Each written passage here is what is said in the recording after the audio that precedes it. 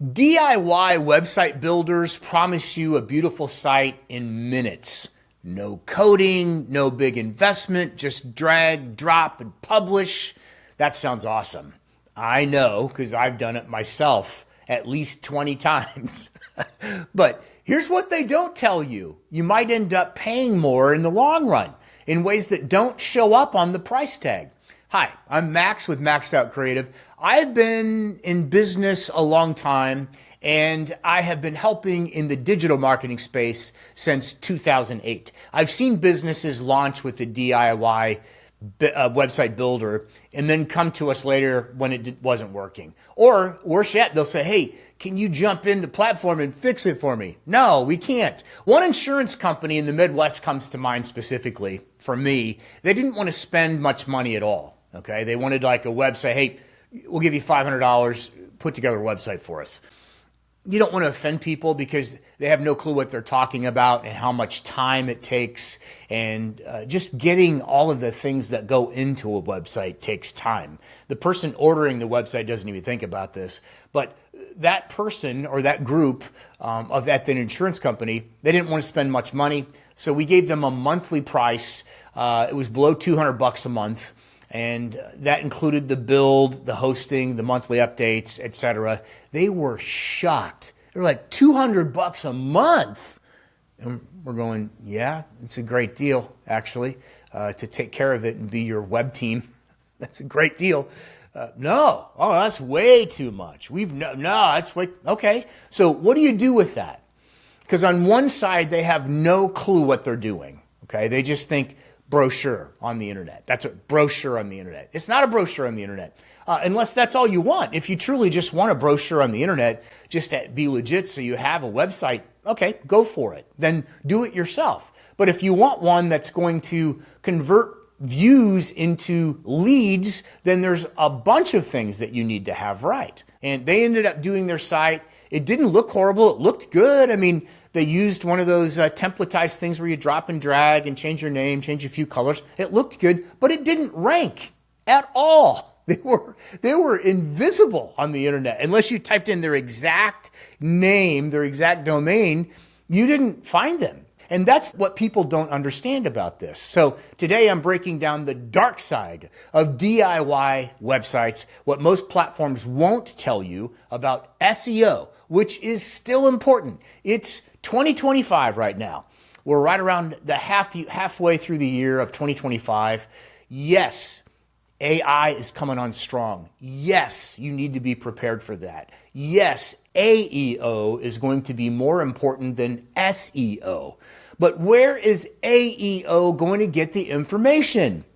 From SEO, from your website and your Google business profile. People are just they're not thinking about this, and they're in a rush to get to AI. Oh, everything's AI, everything's AI. They don't even understand AI, but it's such an overwhelming presence in our life right now. It's the land of Oz. It's big, and people are excited about it, but they don't understand it. And some of it's not even generative AI. It's just platforms that provide automations, and they're confusing it with other things. Anyway, back to the website. I'm going to tell you about SEO, performance, and hidden costs. Plus, I'll show you when it's okay to DIY and when to hire a pro, because there's a clear distinction. And let's be real, DIY builders like Wix, Squarespace, and GoDaddy, even high level. There's a bunch of CRMs out there that are all built on the high level platform. That also has a website builder inside it, okay? And they're appealing because they are cheap, right? If you're in business, you want to watch expenses. They seem cheap, actually. You can launch fast. There's no coding. Anyone can do it that can read, basically. Templates make it look good enough. And for some people, that's totally fine, seriously. But for many businesses, the issues come later. A price tag might say $20 a month, but here's what that does not include. Time spent learning a platform you'll only use once. Limited control over design, structure, and features. Add-on costs for email, SEO tools, plugins, e-commerce, and then no real support when something breaks. We still get calls at least once or twice per month, not many, but once or twice a month. Hey, can you jump in my website and fix this? No, no, we can't. You're on a templatized website. And that's going to take us way more time to figure out than if we just built it ourselves. Okay. And then if we build it ourselves, we're responsible for it working all the time. And the biggest hidden cost is lost opportunities when you DIY. If your website can't convert traffic, it can't load fast or rank well on Google, you're losing leads. It's that simple. You're doing that without even knowing it. DIY sites suffer from bloated code that slows loading speed down, limited on-page SEO customization, I mean limited, and no control over technical SEO, like schema, redirects, site structure. Plus there's weak mobile optimization. So on some of these sites, you might have it looking good on DIY, but you might forget to click the button that shows the little mobile phone or a tablet, because you have to do that when you're doing DIY. Don't just assume it's going to look the same, because it's not going to. So you might launch it, got that done, saved a bunch of money, don't need a pro to help me with that, right? And then somebody looks at it on their mobile phone and it's, helter-skelter, baby. It's ugly, okay? Well, that's because you want to take a shortcut. And if you're going to take that shortcut, do the homework. Spend the time and learn how to do it. I'm not saying that people can't do that or shouldn't.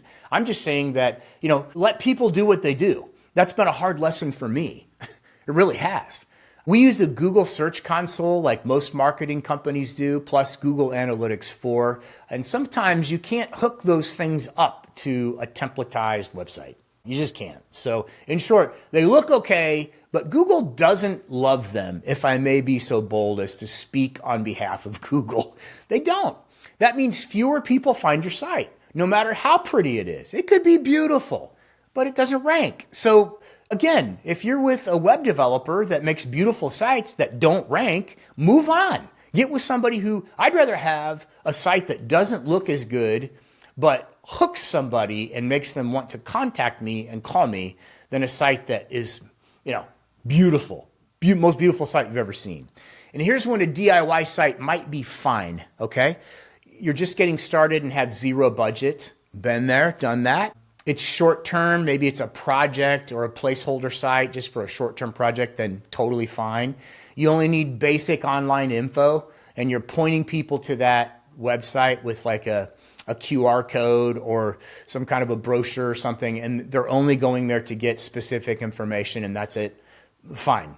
Or if you're testing an idea, that all of those are good reasons to DIY. Just know it's a starting point, not a long-term growth solution, okay? And if you're serious about growing your business online, hire a pro, especially when, doesn't have to be us, but hire a pro. Your website needs to generate leads, okay? Hire a pro. You need custom functionality and integrations. Hire a pro. You want to rank on Google, okay? So when you put the SEO, the foundational SEO into a website build, that's just part of it. There's 3 different types of SEO. SEO still matters in May of 2025, and it probably will for the rest of this year and probably 5 years into the future. Maybe at some point it won't at all, but it certainly does right now, especially to Google. If you care about load speed, hire a pro.